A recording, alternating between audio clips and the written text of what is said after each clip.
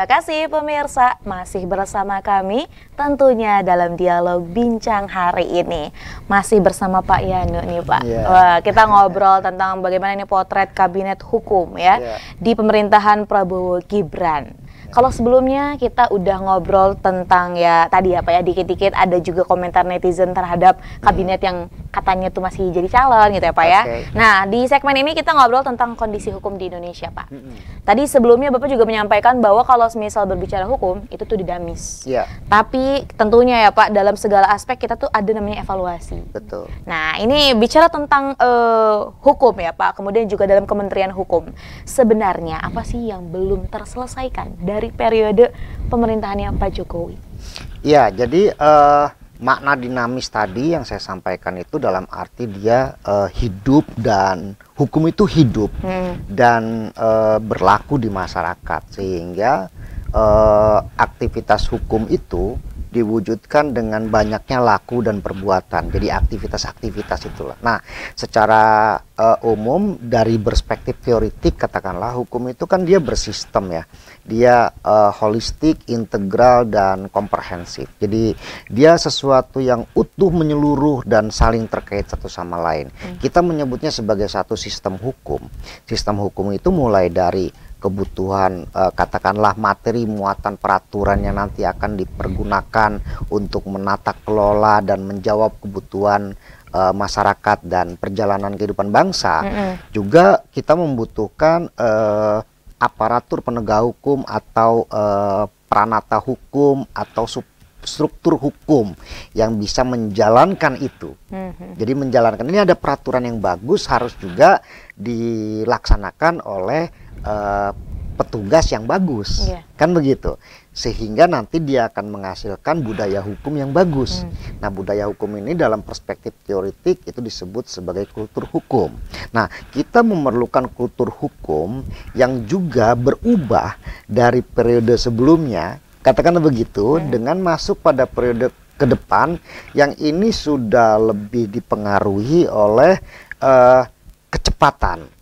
Kan gitu, jadi waktunya semakin cepat, lintas batas semakin sedikit, kan gitu ya.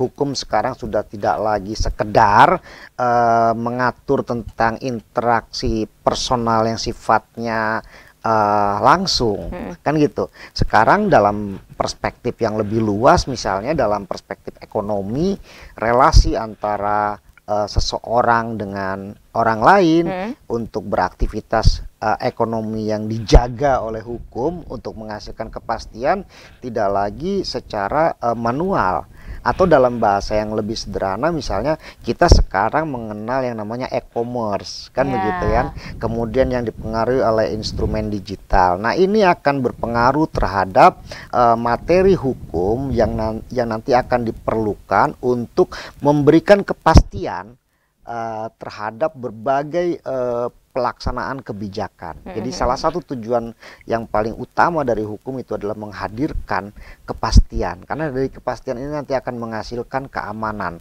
kenyamanan. Nah, kan gitu, bahwa kita sepakat berdasarkan konstitusi kita bahwa kita akan menjalankan negara ini dengan seperangkat aturan yang itu mengatur mulai dari kita bangun tidur sampai nanti kita akan tidur lagi. Seluruh aktivitas itu akan dipengaruhi oleh hukum yang bergerak secara dinamis. Tentu saja berbeda cara kita bekerja hari ini dengan cara warga Indonesia bekerja pada era atau periode sebelumnya. Nah, kita juga akan mengadaptasi perubahan iklim, kita juga harus mengadaptasi kebutuhan global, kemudian kita juga tetap berinteraksi dengan yang berhubungan dengan dinamika politik yang dalam perspektif yang lebih luas ya. Jadi misalnya yang paling gampang kita sekarang melakukan upaya yang lebih cepat misalnya dalam interaksi warga ketika kita akan berinteraksi dengan warga negara dari negara lain, mekanisme yang paling gampang misalnya beberapa tahun yang lalu kita tidak pernah mengenal naturalisasi di sektor olahraga, kan begitu ya. Tidak terlalu lah begitu, walaupun secara normatif itu diatur dan ada. Tetapi secara faktual sekarang kita mulai melihat bahwa banyak warga negara kita yang kemudian dia beraktivitas menjadi diaspora dan kemudian kembali atau kemudian menikah dan mendapatkan kewarganegaraan yang lain dan kemudian menjadi bagian dari warga negara ini dan dia akan menjadi warga negara Indonesia yang mewakili Indonesia. Nah, dinamika seperti ini kan perlu ditangkap secara baik kan gitu ya oleh nantinya oleh secara holistik ya dan menyeluruh serta komprehensif oleh seluruh tim kerja presiden pada bidang hukum. Ini baru satu sektor, elemen terkecil lah urusan kewarganegaraan. Sebatas urusan kewarganegaraan, status kewarganegaraan. Apakah dia tadinya warga negara di luar Indonesia atau warga negara asing yang kemudian sekarang termnya adalah naturalisasi, dia menjadi warga negara Indonesia. Sedangkan negara itu banyak sekali unsurnya. Negara mulai dari ada pemerintahan, ada wilayah, ada rakyat, ada kemampuan untuk berhubungan dengan negara lain dan sebagainya. Jadi saya kira banyak pekerjaan besar yang harus dijalankan. Tidak cuma dievaluasi ya, tetapi kita juga melakukan katakanlah perbaikan-perbaikan. Jadi terminologi evaluasi terkadang menganggap bahwa hukum yang lama tidak perlu dipergunakan. Padahal yang harus dilakukan mungkin bukan tidak digunakan, tetapi melakukan perbaikan disesuaikan dengan kebutuhan hari ini dan untuk menjawab tantangan global, untuk menjawab tantangan perubahan zaman. Saya kira itu. Jadi sebenarnya kalau bicara tentang bagaimana kinerja, tentunya ada banyak hal sekali yang perlu diurus ya Pak di Indonesia. Dan bukan hanya sekadar mengevaluasi, tapi tadi juga melakukannya ataupun tadi melaksanakannya itu juga butuh proses ya Pak. Karena pada akhirnya tujuan hukum itu kan untuk menghadirkan kenyamanan, ketertiban, kan gitu kan. Kemudian dalam perspektif warga negara itu keadilan, kan begitu. Sehingga ini semua ya harus diupayakan secara tadi menyeluruh, komprehensif, holistik, kan gitu. Dia seperti sebuah sistem. Oke. Nah, kemudian nih Pak ya, kita masih bicara tentang hukum lagi gitu Pak. Negara kita negara hukum, tentunya ada banyak sekali interaksi juga yang dilakukan oleh entah itu lembaga penegak hukum, aparatur hukum, dan juga masyarakat. Sebenarnya Pak, ini kan bicara tentang bagaimana hubungan masyarakat dengan salah satunya lembaga hukum ya Pak ya. Ini pendekatan apa sih Pak yang memang bisa digunakan, apalagi ini untuk menangani isu-isu yang memang ada di Indonesia berkaitan dengan hukum? Yang jelas memang ada dinamika yang berubah ya. Relasi antara warga dengan penyelenggara negara hari ini nggak seperti pada periode yang lalu. Anak-anak Indonesia sepanjang dia sudah mempergunakan gadget, hari ini bisa merespon kebijakan negara.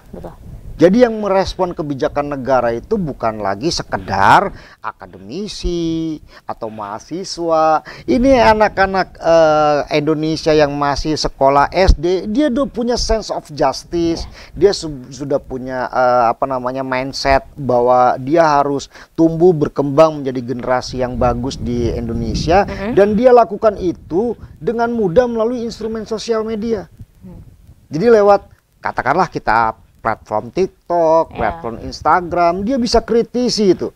Dia bisa bersikap secara terbuka, menunjukkan ada rasa kecewa karena ada ketidakadilan.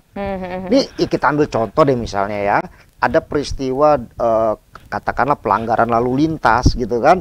Ada misalnya ya, pemotor yang masuk di trotoar mengambil haknya pejalan kaki. Ini kan anak SD pun dia bisa buat video, kemudian dia bisa bilang ini jangan ambil hak pejalan kaki dong. Jadi memahami tentang hak asasi manusia itu nggak lagi mutlak dilakukan oleh para pejuang HAM, tidak lagi mutlak hanya dilakukan oleh para akademisi, tidak lagi mutlak hanya dilakukan oleh mahasiswa.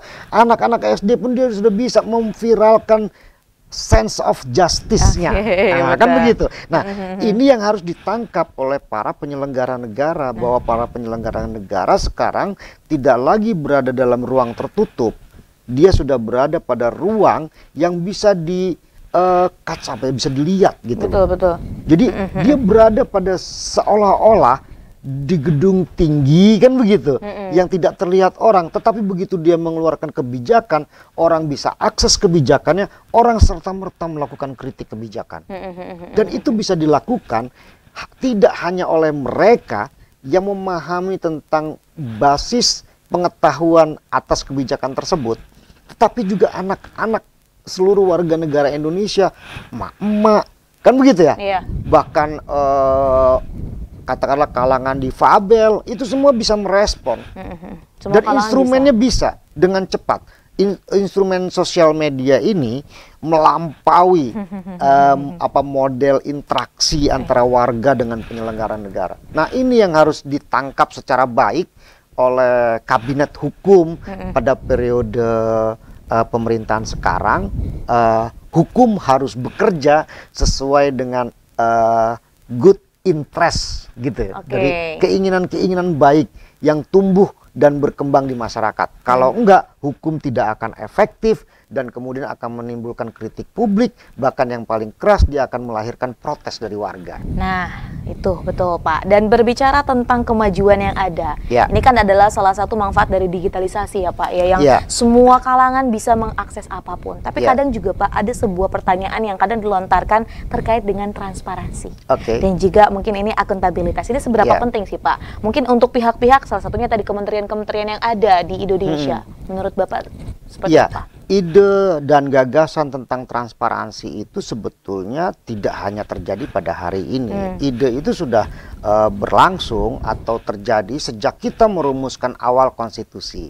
Bagaimana para pendiri negara, the parents, gitu ya, mereka itu membuat kita menjadi sebuah negara yang mengadaptasi spirit berdemokrasi dan tentu saja dengan spirit transparansi itu di dalam penyelenggaraan pemerintahan. Bagaimana misalnya orang bisa melakukan, katakanlah, mengamati secara serius bagaimana tata keuangan negara dikelola. Kan begitu. Kenapa? Karena negara ini dibiayai perjalanannya dengan anggaran pendapatan dan belanja negara. Begitu juga pada level daerah.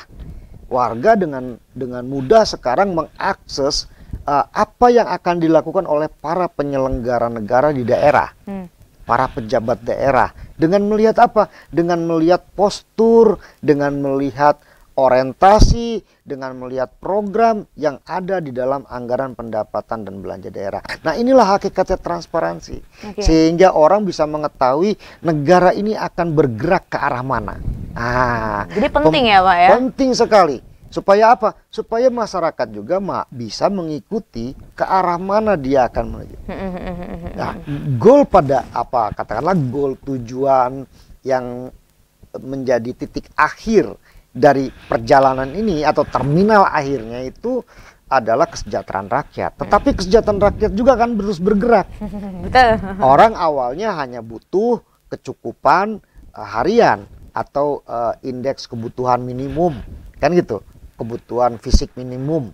Kemudian terus bergerak terus, gitu loh. Seperti pada akhirnya nanti orang akan mencari dalam tanda kutip kebahagiaan, kepuasan hidup, kepuasan sebagai warga negara, yang itu nanti akan bisa diukur dengan mudah. Nah, transparansi, keterbukaan, kemudian spirit good governance ya, spirit pemerintahan yang baik, itu menjadi penting untuk mewujudkannya. Jadi intinya ya tadi kita juga sebagai masyarakat perlu memanfaatkan adanya kemajuan teknologi.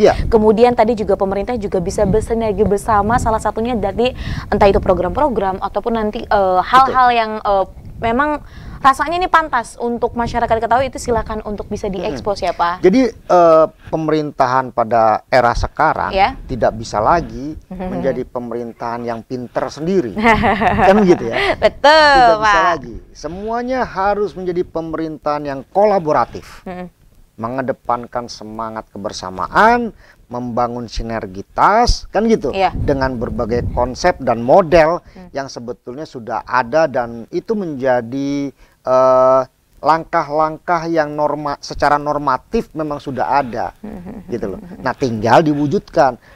Berbeda sekali menjadi kepala negara pada periode 20 tahun yang lalu, kan gitu, dengan menjadi kepala daerah, menjadi pejabat di level nasional atau di level daerah pada era 10-15 tahun yang lalu dengan era sekarang. Berbeda sekali. Hari ini, Mbak Rida, seorang pejabat negara itu dalam waktu 5 menit setelah dia membuat kebijakan, menandatangani peraturan atau surat keputusan, itu bisa dikritik oleh publik. Iya. Ya, ini kalau kita mau lihat ya, Twitter tuh cepat sekali. Betul, Pak. Bukan Twitter, X ya namanya. X sekarang sudah diganti nih, Pak. Iya kan, langsung diganti. Kemudian atau yang lebih populer katakanlah begitu, TikTok. Ya, gitu kan. Stitch videonya langsung ramai. Itu begitu ada gitu ya, video Pak. kemudian langsung kritik, Pak, begitu. Ya contoh aja misalnya capture gitu ya, tokoh-tokoh yang datang ke kediaman presiden terpilih, itu dengan cepat dikomentari. Iya.